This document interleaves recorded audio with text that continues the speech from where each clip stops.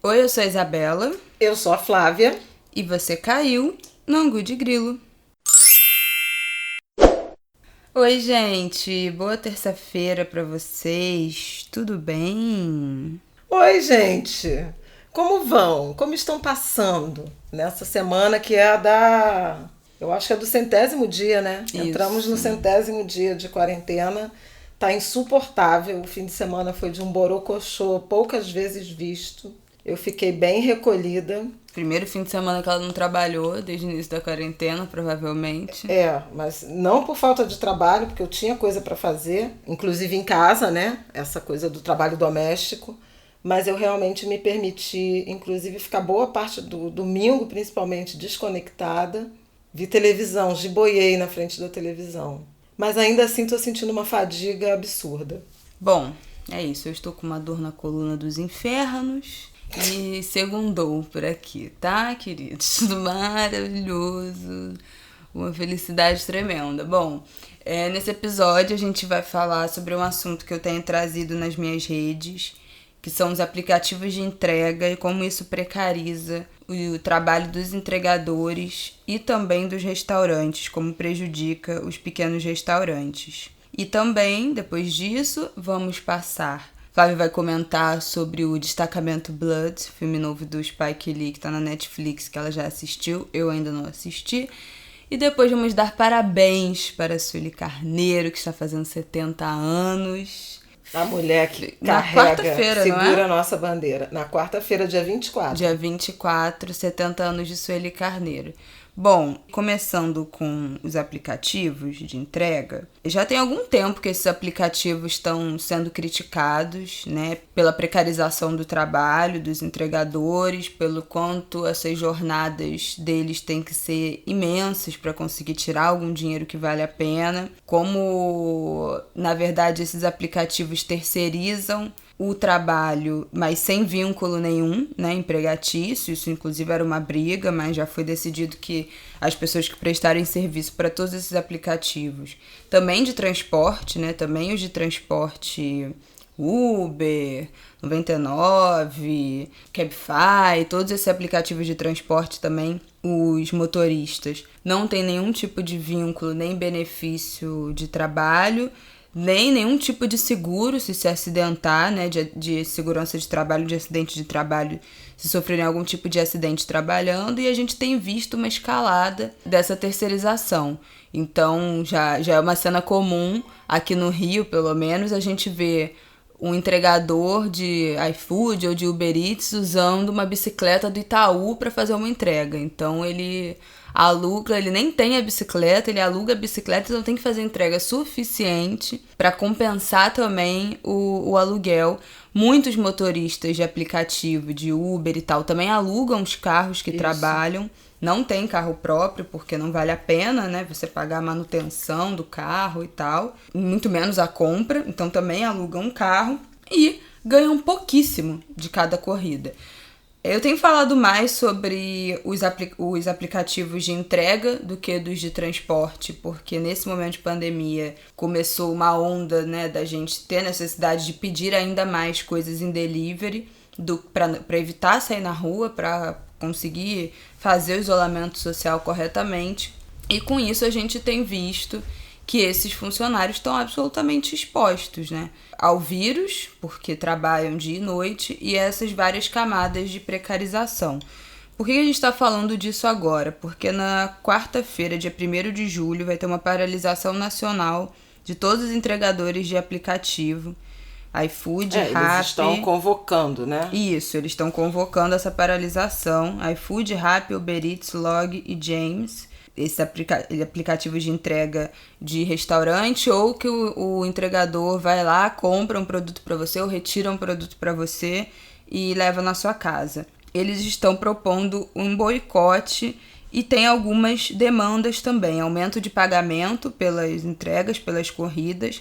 A média que eles recebem por entrega é R$5, entre R$5 e R$7. Aumento da taxa mínima, que é o valor mínimo que você pode pedir em delivery, então para ele não fazer entregas que sejam muito baratas ou muito pequenas.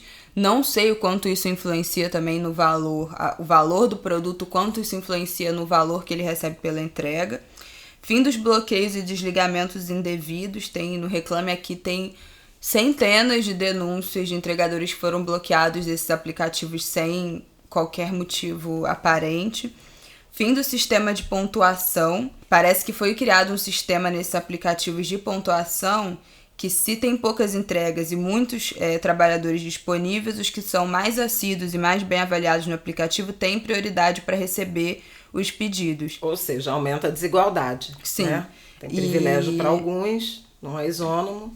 Exatamente. E a ação desses outros que são menos assíduos e menos bem avaliados, não significa que tenham uma avaliação negativa, mas que não estão tão bem, pode ser bloqueada em determinados horários, em determinados bairros, pela circulação ali de fluxo de pedido.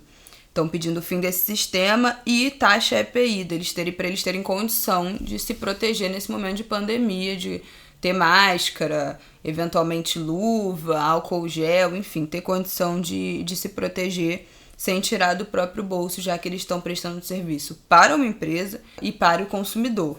E aí também tem uma questão que é dos restaurantes, né, que também estão sendo muito prejudicados pelas taxas. Os entregadores não pagam para trabalhar nesses aplicativos, então eles não têm nenhuma taxa que eles têm que pagar de mensalidade, enfim, mas os restaurantes pagam e também pagam uma taxa sobre o produto que eles vendem.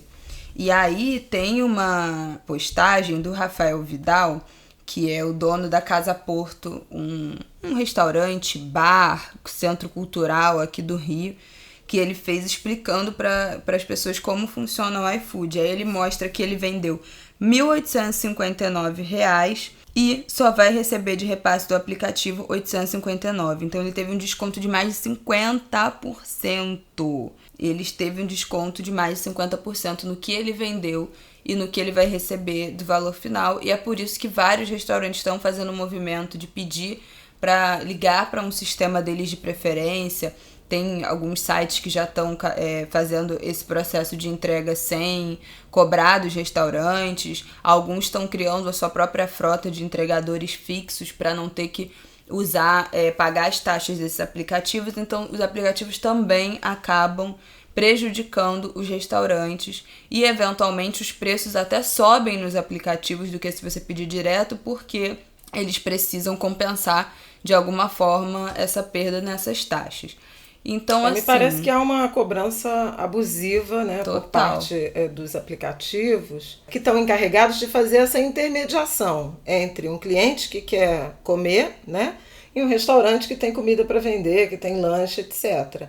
Mas é preciso uma racionalidade, né, e um senso de justiça, de respeito pelo trabalho alheio, que nunca houve, mas que nesse momento de pandemia está sendo agravado pela impossibilidade de as pessoas circularem, irem até os restaurantes. Então, os prestadores de serviço, os bares e restaurantes, ficaram absolutamente dependentes dessa estrutura para continuar operando, para continuar mantendo os seus negócios em funcionamento. O debate sobre essa intermediação por parte dos aplicativos, que começou fortemente no setor de transporte e que, em razão disso, até é chamado de uberização do mercado de trabalho, ele não é um debate novo, mas é uma questão que foi agravada com a pandemia. No caso do transporte, agravado pela situação de dificuldade em que vários desses motoristas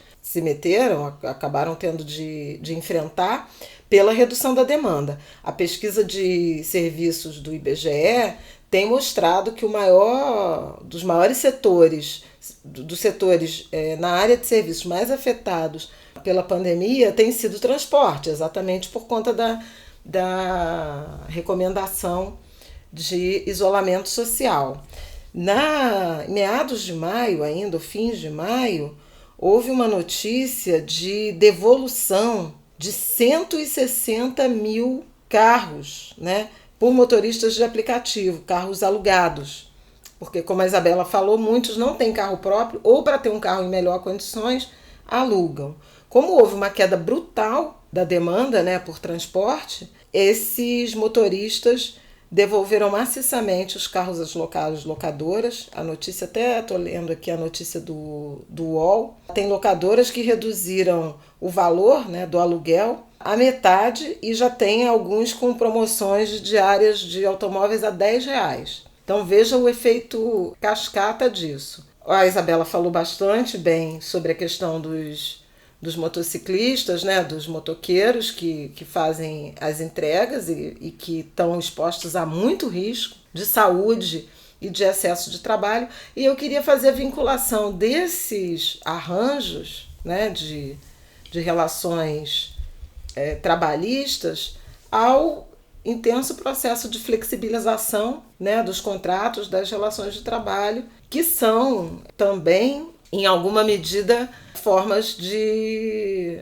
escravidão contemporânea. Até quero recomendar, não sei se eu já recomendei aqui o livro do Léo Sakamoto, na verdade ele foi organizador, esse livro foi lançado no Rio, na Semana do Carnaval, em São Paulo, no início de fevereiro, Escravidão Contemporânea, que são vários ensaios, artigos sobre esse tema. Então, o livro é muito interessante porque traz essas dimensões, né, da escravidão contemporânea. O Sakamoto fala de um dado de 1995 até 2017, 54 mil brasileiros foram resgatados de trabalhos em condições análogas à escravidão. E ela não se resume, ao contrário do que a gente pensa, ao campo, à lavoura, né? Tem no setor de construção, tem no setor de confecções, inclusive com estrangeiros, exploração de mão de obra estrangeira, bolivianos, venezuelanos, inclusive em São Paulo. Lanchonetes, caso de chineses, por exemplo, que vêm para o Brasil e ficam praticamente num regime de escravidão. Mas na legislação brasileira se caracteriza por cárcere privado, servidão por dívida, que é quando você tem que consumir na cantina, no estabelecimento, e aí você nunca consegue terminar de pagar essa dívida e trabalha basicamente para pagar a dívida, condições degradantes e jornada extenuante, que é aquele excesso de trabalho, né, uma jornada que te impede de ter vida social, que tira o teu sono, o convívio familiar. Então, assim, há interpretações muito objetivas em relação a essa chamada uberização, né, e essa interferência de intermediação por regras leoninas, né, de alguns aplicativos, de alguns modelos de contratação que expõem trabalhadores a essas situações degradantes, né, o avesso do trabalho digno. Acho que isso vale a pena a gente também, na reflexão sobre consumo consciente, prestar atenção, né, se informar sobre de que forma que o seu restaurante favorito, a sua lanchonete, o seu prestador de serviço prefere ser alcançada, em vez de escolher aleatoriamente e automaticamente um modelo de entrega por aplicativo, porque eventualmente pode ser mais vantajoso para esse comerciante, para esse prestador de serviço que você quer dar preferência, que você quer escolher, ele optar pelos meios próprios. E isso se torna mais importante nesse momento de pandemia, de isolamento social, em que há essas restrições de circulação e as empresas todas estão tendo muitas dificuldades de operar. Sim, eu acho que o que a gente pode fazer como consumidor, né, que tem sido indicado pelos restaurantes, usar sempre, eu acho que assim, não tem problema a gente ter esses aplicativos e usar eles como um cardápio. Você abre lá, vê os restaurantes que estão abertos, vê o que você se interessa em comer, depois procura as redes sociais do restaurante, vê se eles estão indicando alguma forma de pedido direto, algum site, algum WhatsApp, algum telefone, e ligar e pedir. Geralmente estão dando até desconto para se você pedir direto. Tem alguns restaurantes que a gente já pediu que estão dando 10% de desconto pedindo direto na plataforma que eles indicam, que tem menos taxa, que é melhor para eles. Então, seu pedido sai até mais barato do que se você pedir nesses aplicativos. Se o restaurante não tiver outra forma, não tiver uma entrega própria, não tiver a sua própria equipe, fixa de entregadores, um outro portal, um outro lugar que você possa, que eles indiquem para você pedir, ok, use os aplicativos, porque também montar essa rede de entregadores fixos, pagos, ou por carteira assinada, ou por diária fixa, também não é barato, também custa caro, nem todo mundo tem condição de manter, e mesmo assim esse restaurante também tem direito a sobreviver. Então, se eles não têm nenhuma outra forma, se eles não indicam nenhuma outra forma que você possa consumir que seja melhor, use a forma que eles conseguem te entregar, ainda que sejam os aplicativos. Para os entregadores é muito importante isso, eu fui entender outro dia e eu não sabia. Não dê a gorjeta no cartão, tente dar sempre a gorjeta em dinheiro. A gente já mais de uma vez aqui perguntou se podia botar no cartão a gorjeta, podia botar no aplicativo direto, né? Os aplicativos dão essa opção de você colocar a gorjeta ali no aplicativo, e eles falaram, pode até botar, mas eu não vou receber. E aí a gente foi entender que tem muitos entregadores que estão alugando as contas de outras pessoas nesses aplicativos, porque ou foram bloqueados, ou não tiveram a conta aceita. Enfim, tanto que tem uma das demandas desse dia da paralisação é o fim dos bloqueios indevidos. Então parece que realmente isso é uma coisa que acontece. E também, provavelmente, alugam, porque esse sistema de pontuação, né? Se você tem uma conta, se você está começando, não tem assiduidade ainda computada, se você ainda não tem avaliação suficiente, você fica restringido de trabalhar porque você não tem esse sistema de pontuação alto, faz sentido, né? Para você conseguir trabalhar e ter uma competitividade naquele trabalho, você alugar a conta de alguém que seja mais bem avaliado para você conseguir fazer essas entregas. Então, muitos estão fazendo isso. Pode perguntar, a próxima vez que vier entregar alguém de aplicativo na sua casa, você pergunta, você prefere que eu te dê em dinheiro ou que eu bote no aplicativo? Se ele falar, não, prefiro em dinheiro porque no aplicativo eu não vou receber, você pergunta por quê? Porque, em geral, é isso, o dinheiro vai para a conta de quem é o dono e não necessariamente que é a pessoa que está te entregando. Mas eu não tô conseguindo sacar dinheiro porque eu não tô saindo de casa. Bom, se em algum momento você sair de casa, ou então só tenho dinheiro inteiro, então pede algumas coisas em pagamento em dinheiro e pede troco para você conseguir trocar as notas maiores.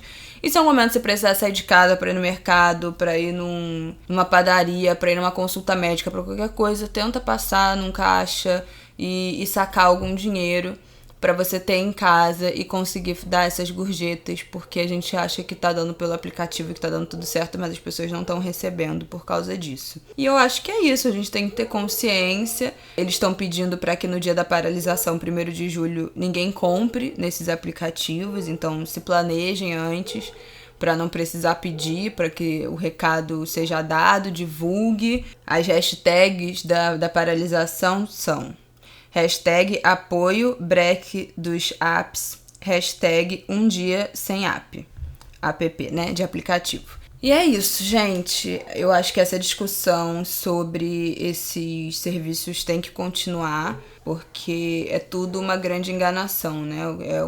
Isso é o puro retrato do capitalismo, que vende isso como bom para o restaurante, como bom para o entregador, como bom para o cliente. Na verdade, só é bom para eles mesmo, porque, enfim, tem dia que demora, ainda mais nesse momento que tem uma sobrecarga enorme de pedido, então até para o cliente é uma experiência que já tá ficando desagradável. Meu dia dos namorados, eu até relatei isso, que eu pedi, a entrega não veio, e eu tive que ir no restaurante buscar, cheguei lá, tinham mais de 15 entregadores esperando, o restaurante não tava dando conta dos pedidos. Eles colocaram os pedidos direto, eles jogaram direto pro restaurante, né, da forma como eles preferiram, eles jogaram para um outro aplicativo de entrega que não tava mandando o entregador para lá, então os pedidos foram acumulando, não estavam saindo. Então, para o cliente também foi uma péssima experiência. Para o restaurante que perdeu um monte de cliente e paga uma taxa, tem um desconto do aplicativo absurdo. E para os entregadores que recebem pouquíssimo e também estão se expondo a um risco terrível, sem nenhum tipo de seguridade, de segurança de trabalho. É isso. Agora eu quero saber de você, que você viu o filme do Spike Lee, Destacamento Blood. E eu quero saber as suas impressões, porque eu não vi ainda, não sei se verei, gente, porque filme é uma coisa que me dá muita preguiça, porque é muito longo, né? O filme é longo, mas assim, Eu tô muito impressionada, porque o filme é tão atual, tão atual, tão atual, que parece assim que o Spike Lee produziu em tempo recorde. A gente sabe que não, né? Mas parece que ele foi feito entre maio e junho desse ano, porque é muito contextualizado. É muito duro de assistir, viu? Não é um filme fácil. Eu gostei muito do ponto de vista de cinema, de linguagem cinematográfica, porque ele passeia por várias... Uma característica do Spike Lee, né? Ele traz muita a coisa do documentário, as cores, né? A forma como ele filma, a estética dele é muito própria. Ele traz a guerra, tem um pouco um quê de Tarantino, que é uma coisa incomum no tipo de cinema que ele faz. Acho que é o primeiro filme de guerra dele. Né? Eu acho que sim. Eu ouvi falando disso. E é mesmo, e tem uma pegada muito, muito forte. É um filme de guerra porque são 4 veteranos de guerra do Vietnã que formavam um destacamento, um grupo, né, de brothers, todos negros, naturalmente, e que voltam ao Vietnã, depois desses anos todos, 50 anos depois, para uma missão. Aí eu não vou contar porque eu acho que é meio... Não, pode? Tá na sinopse. Para recuperar um tesouro, alguma coisa que eles esconderam. É um tesouro, é uma carga de barras amigo, né? Exatamente, de barras de ouro e os restos mortais de um deles, do único deles que morreu na guerra, né? Mas é muito interessante porque ele faz as conexões entre o recrutamento, as mortes dos negros para o Vietnã e a forma como os negros ainda eram tratados nos Estados Unidos com segregação e racismo, e o quanto o ativismo do movimento negro ele denunciava isso, essas contradições e o racismo da sociedade americana. Você vê algumas imagens históricas, Angela Davis discursando, Martin Luther King, Malcolm X, vários desses líderes, alguns atletas, muita cena de manifestação, cenas reais, cenas também da Guerra do Vietnã, da violência também lá, né? De soldados americanos. E aí o filme começa com o reencontro deles já lá no Vietnã, num hotel. E primeira cena que me impactou profundamente, que eu já fiquei com o coração assim apertado, porque eles se abraçam muito. Quando eles se encontram, eles se abraçando e tal. E isso virou uma memória distante, abraçar meus amigos. Então eu já fiquei assim completamente impactada por uma experiência banal do reencontro, de como eles se abraçam, pegam na mão do outro, dão aqueles apertos de mão de preto americano, cheio de bossa e tal, e se sacaneiam. Depois tem um quinto personagem, que é o filho de um desses veteranos, que aparece lá. E tem questões. Aí tem os traumas da guerra, a forma como cada um experimentou essa experiência do retorno, da reinserção na sociedade. Tem uma coisa muito forte, uma reflexão muito forte sobre saúde mental da guerra. E para os Estados Unidos fazem muito sentido, porque eles vão a tudo quanto é guerra, né? Eles te envolvem muito. E tem muitos programas, né, de apoio aos veteranos, tem muitos veteranos que... Tem crítica a isso também, inclusive da medicação, do excesso de medicação. A falta de apoio, que voltam com estresse pós-traumático, viram moradores de rua. É uma discussão que tem em muitos filmes lá. É muito, muito forte. Muito, muito forte isso. E que aqui eu acho que, para nós, pode remeter a um pensamento sobre as condições de trabalho dos policiais brasileiros também. Porque eu acho que ninguém ali é saudável, sabe? Não. A gente está de volta com o debate sobre a violência policial que aumentou no Rio, em São Paulo, durante a pandemia. Tem sinais de que no Ceará e na Bahia também. Tem uma medida aí de um adoecimento dessas pessoas, dos homens da segurança pública, que não deram trégua nem nesse momento tão agudo, tão dramático da sociedade, que é a pandemia, que, aliás, passamos de 1 milhão de casos e de 50 mil mortes, né, por Covid no fim de semana, sem nenhuma referência do presidente da República a isso. Ele que veio ao Rio de Janeiro para o sepultamento de um paraquedista, de um jovem paraquedista, no fim de semana que passou, e fez uma fala muito emocionada em relação à perda daquela vida, que obviamente tem que ser lamentada por quem quer que seja, mas causa estranheza um momento de tanta sensibilidade em relação à morte de um jovem paraquedista do Exército e nenhuma referência às 50 mil pessoas e famílias, portanto, afetadas por essa tragédia que a pandemia tem provocado no mundo e no Brasil. E aí, voltando ao filme, ele traz essa reflexão que eu fiz uma correlação com essa guerra, né? Guerra às drogas, essa guerra urbana que a gente tem de confronto permanente entre as forças policiais e, sobretudo, o tráfico de drogas, né, nas comunidades de favelas, nas comunidades populares. Acho que tem muito adoecimento mental nessa postura, além de um treinamento equivocado. Acho que essa discussão da saúde mental dos policiais precisa ser levada muito a sério. E a gente sabe que não é, e que não tem essa estrutura.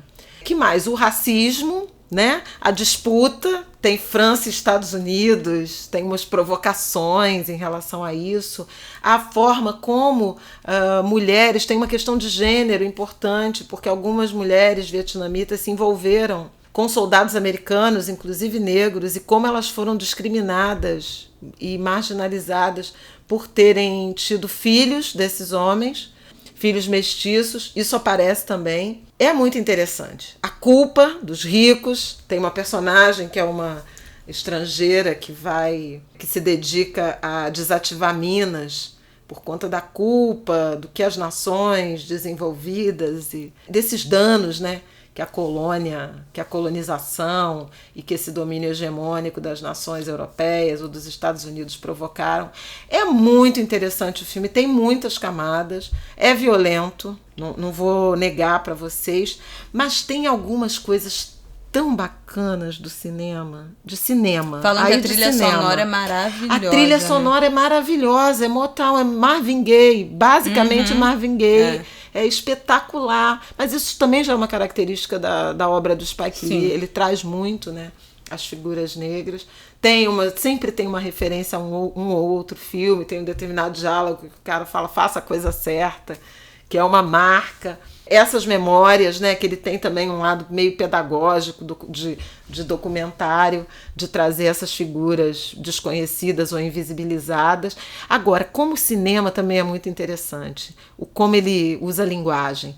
Tem plano sequência logo no início, tem quarta parede, né? Quarta tela não. Tem quarta parede, que é um diálogo fortíssimo. Aliás, eu quero ver o nome do ator, porque eu acho que ele é candidatíssimo ao Oscar quando tiver. Que mais? Nossa, o Oscar vai ter que mudar muito pra dar um prêmio de melhor ator pra um homem negro de um filme da Netflix, gente. Vamos aguardar. Do Oscar desse que foi adiado, né? Pra abril também teve isso, por causa da pandemia. Peraí, que eu quero ver aqui quem é o... Delroy Lindo, não sei como é que fala, mas é um ator espetacular que bota o filme no bolso. Muito, muito, muito bom. E a quarta parede que ele invade, eu não sei nem qual é o verbo que se usa. A cena dele, né, de quarta parede é muito impressionante, a sequência de cenas. E a coisa que mais me encanta é como o Spike Lee é ousado. Ele faz o seguinte, isso não é spoiler, porque é de linguagem. Ele faz o seguinte, são 4 veteranos, homens maduros já, né, idosos, mas as cenas de memória do Vietnã são com eles também, entendeu? Eles não pegam atores jovens pro papel, eles. Não sei o quê. O único que aparece jovem é o cara que morreu lá, né? É o único que efetivamente é o companheiro jovem. E aí Tem um sentido, né, de linguagem, do elenco, da escala do elenco, da distribuição dos papéis, mas tem também um sentido de o quanto essas figuras, quanto aquele jovem que foi à guerra continua sendo aquele homem, como eles não saíram daquela guerra. Como aquilo ainda está presente neles, impregnado neles. E também de você, eu não vi o filme, tá, gente? Mas me dá a sensação também de que aqueles homens jovens não existem mais. Já são outras pessoas. Viraram homens adultos que têm as memórias, mas que aquelas pessoas foram transformadas em outra coisa. Não, mas isso não é isso. É o contrário disso. Os homens velhos que voltam ao Vietnã são efetivamente outras pessoas. Mas as cenas em flashback são com eles também, entendeu? Ele não troca o elenco. Então, o que é isso? Aquele trauma ainda mora neles como se eles estivessem ali ainda, né? Como se eles estivessem... Eles continuam vivendo aquilo. Aquela juventude, ela foi tão marcada, foi tão marcante, que são as mesmas pessoas, são as mesmas emoções, né, daquele lugar. Ou talvez aquela experiência tenha envelhecido aqueles homens, sabe? Tem várias leituras assim possíveis pela escolha estética e de direção que ele fez. É fantástico o filme. Eu tô cada vez gostando mais. Eu chorei muito no meio. É muito forte. Os rancores que processos de guerra deixam. Eu vou ver. Pro povo vietnamita. Vale muito a pena ver. E como isso é atual, porque os Estados Unidos estão lá marchando contra o racismo nesse momento, né? Discutindo o que o país quer, exige da população negra e o que ele entrega efetivamente. Então, assim, e serve para outras leituras de outros países, como, por exemplo, o Brasil e o que eu já mencionei da violência policial. Também vi no fim de semana Coisa Mais Linda, a 2ª temporada. Eu gosto mais da primeira, achei que foi apressado, principalmente o desfecho, mas... É tão bonito ver o Rio, os figurinos, a direção de arte e o elenco, os núcleos negros, né? O protagonismo feminino, essa insurreição, né, das mulheres em busca de autonomia, de independência, seja no trabalho, na família, no próprio corpo, em exercitar, experimentar a sexualidade, as relações, romper com padrões. É muito legal. Eu gosto muito da série. É muito bonita. A Paty de Jesus está maravilhosa, está maravilhosa, está maravilhosa. A Mel Lisboa está maravilhosa. Maria também está muito bem, mas acho que essa 2ª temporada ela é da Mel Lisboa e da Paty de Jesus. Muito, muito forte. Bom, eu não vi nenhum dos dois. O que eu vi nos últimos dias... Nesse fim de semana, dei uma maratonada em The Sinner, que é uma série da Netflix, chegou agora a 3ª temporada. Já foi exibida há algum tempo, mas entrou agora na Netflix a 3ª temporada. Eu já tinha visto o primeiro episódio. E ontem, na verdade... Vi uns 5, sei lá, direto, que eu adoro, uma série policial sobre crime. E também tem muito jogo psicológico da relação do detetive com os suspeitos. Uma série muito boa, recomendo muito. Terminei Queer Eye na semana passada, que é uma série que eu amo de paixão, adoro, recomendo muito, é leve. Você assiste com um sorriso no rosto, de ouvir e ver aquelas histórias se transformando. É o programa dos 5 homens gays dos Estados Unidos que fazem uma transformação na vida de algumas pessoas que se candidatam. E cada um cuida meio que de uma categoria da vida, mas ao contrário de outros programas desse tipo, eles respeitam muito os gostos, a essência, as preferências, a personalidade das pessoas. Eles não tentam transformar a pessoa numa coisa que ela não é.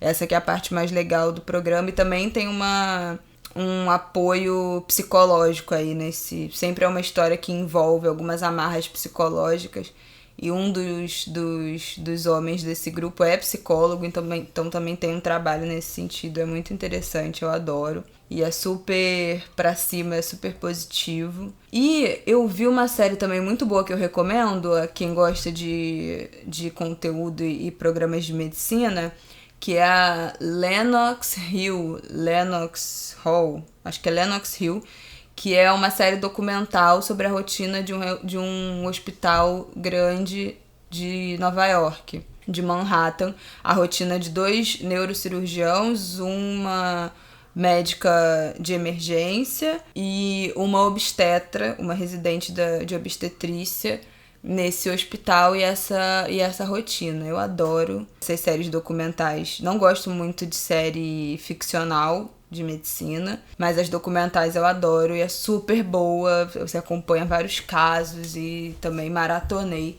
na semana passada ou retrasada. Mas é muito boa, também recomendo tudo Netflix. E é isso. Bom, vamos terminar falando dos 70 anos de Sueli, nossa intelectual negra. Leiam Sueli, gente. Comemora nessa quarta-feira, dia 24, seus 70 anos. Ultra, mega bem vividos, com vitalidade, saúde, intelectualidade, produção de saberes. Essa semana aí será dedicada às comemorações desse aniversário que tá tendo que ser com isolamento, que não era o plano, né? Original. Aliás, sábado eu preciso convidar todos vocês. A Companhia das Letras está organizando uma mesa, um Zoom. Eu vou fazer a mediação com participação da Djamila, em homenagem a Djamila Ribeiro, em homenagem a Sueli Carneiro. A Sueli Carneiro é selo selo editorial, inclusive um selo lançado pela Djamila, que é coordenadora dos Feminismos Plurais também, que vocês já sabem. No ano de 2018 ou 18 eu acho, finalzinho, esse livro Escritos de uma Vida foi lançado, que reúne praticamente assim, os principais artigos, ensaios, o pensamento de Sueli Carneiro contido nesse livro. Eu super recomendo que quem não conhece a obra dela, leia. A Sueli é uma filósofa, uma ativista muito importante, fundadora de Gueledés, que é eu vou dizer que é a principal, uma das, mas talvez a principal organização do feminismo negro brasileiro, né?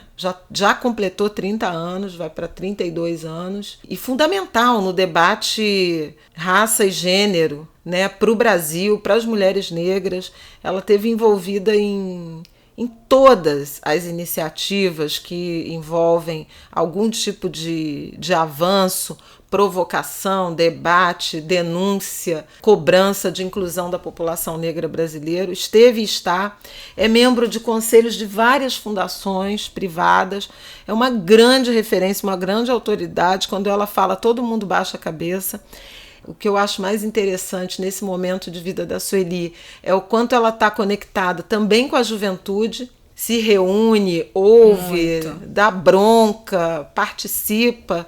Então é uma mulher que está fazendo 70 anos, que é de uma geração dos anos 40, 50, né? Do século XX, ela é de 1950, e dialoga com as várias gerações, dialogou com as anteriores, viu companheiras tombarem, Beatriz Nascimento, Lélia Gonzalez, continuou marchando. Não tem comparação, mas ela é uma espécie de Angela Davis brasileira, sabe? No sentido de um ativismo muito potente, uma produção intelectual, acadêmica, muito poderosa, uma capacidade de liderar, de influenciar, de orientar o ativismo ímpar e longeva. Porque o Brasil tem essa tristeza de ter visto muitas das mulheres, das grandes feministas negras brasileiras, terem morrido muito jovens. É o caso de Lélia, é o caso de Beatriz, entre outras, que eu não vou ficar enumerando aqui porque é dia de festa e não de luto. Então, falar do privilégio que é para as gerações posteriores, a minha é quase uma geração seguinte a ela, mas A geração, por exemplo, da Isabela, né?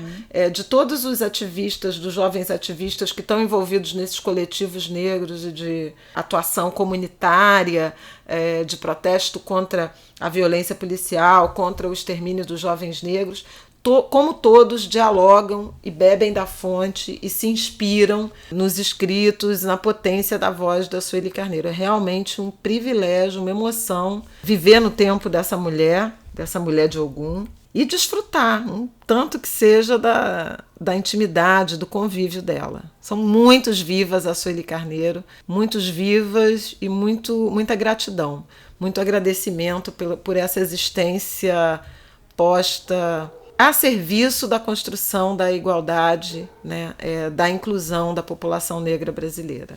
É isso. Quero lembrar de um texto que eu publiquei no meu Instagram, naquela época que a Angela Davis veio aqui para o Brasil, para o Rio, São Paulo, fazer uma fala. Publiquei uma foto minha com ela e com a Conceição Evaristo, que eu tirei nesse dia do evento que foi aqui no Rio, foi no Odeon. E falei sobre como nós, jovens, precisamos muito olhar para essas mulheres mais velhas, e mulheres e homens, né? Mas quando a gente está falando de questão de gênero, para essas mulheres mais velhas e aprender com elas, aprender com o que elas construíram, aprender com o que elas ainda estão falando, ouvir alguém que começou tudo isso muito antes da gente, em um momento que era muito mais difícil se organizar, que não tinha internet, que não tinha Google, que não tinha WhatsApp, que não tinha e-mail, sabe assim? Como é que elas conseguiram